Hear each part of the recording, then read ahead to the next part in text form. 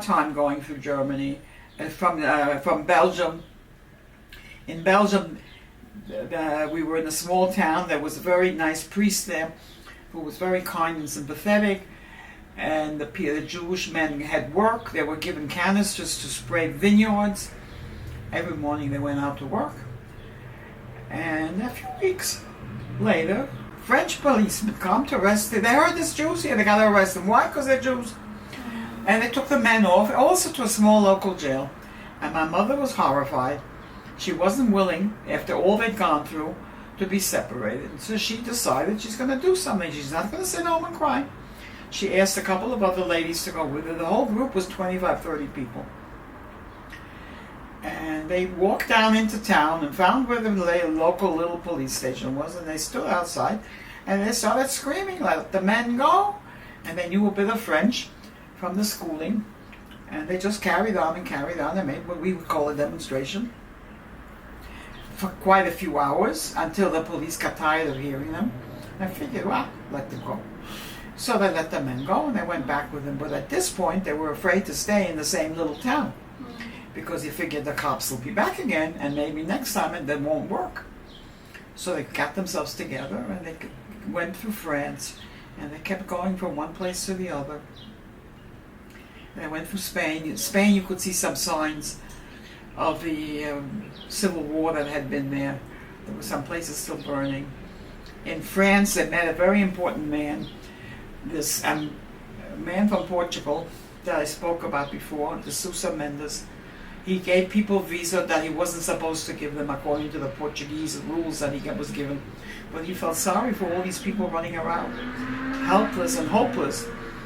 So we got visa from him, which gave us permission to go through Europe into Portugal, which was very much... To Cuba, right?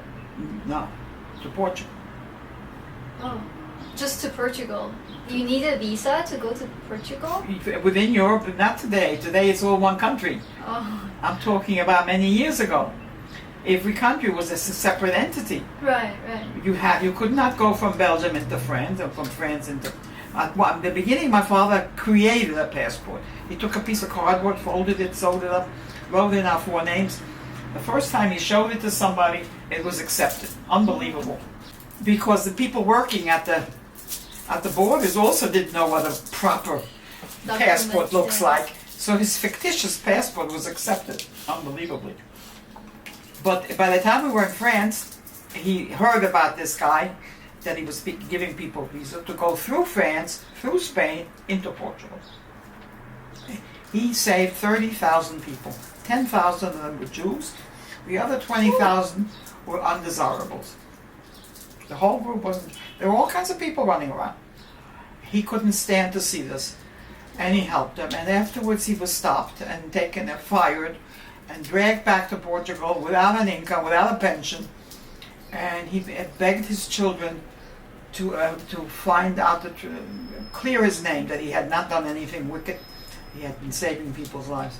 40 years after he died, the Portuguese government announced that he was really a hero. They even had a stamp with his face on it. Of course, that was not the same government that was in government during the World War II years. In Portugal, there was no war. And my father found a small place for us, and he started looking how to get off out of Portugal. We had no plans to live there. We wanted to get to, maybe he couldn't get to Israel because the British did not allow, Israel was then called Palestine, the British would not allow us to go there. So we were going in the other direction to the States. So he wanted to leave Portugal. So he kept going from one embassy to another, asking for visa. And everywhere he got the same answer, no, no, no. And the British said no to Palestine and no to Britain. And the Americans said no. And everywhere he went, but he was always full of optimism. He didn't give up. He didn't give up until he got to the Cuban camp. And the Cubans, for some reason, said yes. And he came home very happy that he has 4 visas for Cuba.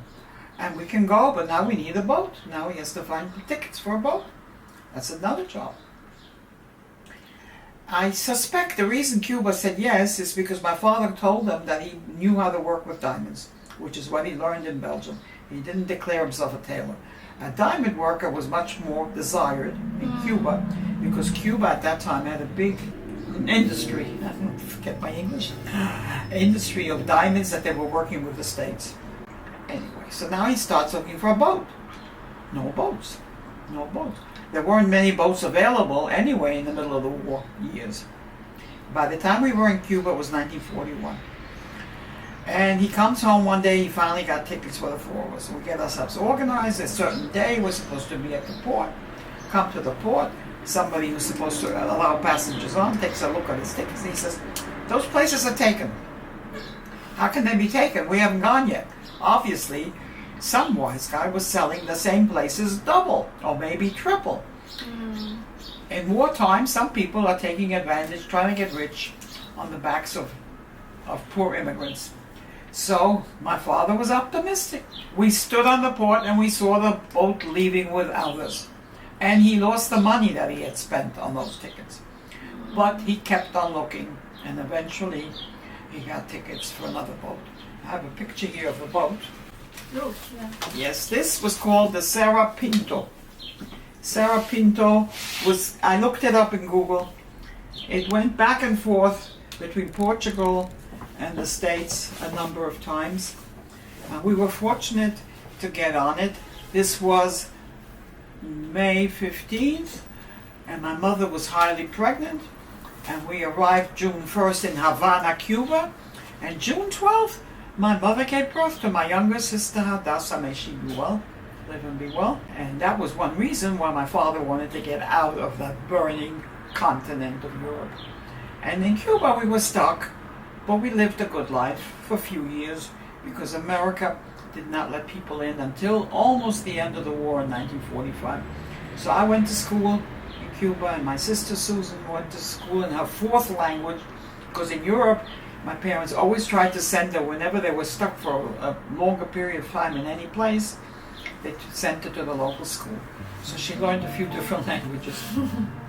In Cuba they speak Spanish, and sometimes she would take the little baby and the teacher would allow her to bring her little sister if my sister Hadassah would sit in the back and be quiet. And it was 4 years we were there. And I was 9 years old in 1945 when we finally got on a plane to Florida and took a train from Florida to New York.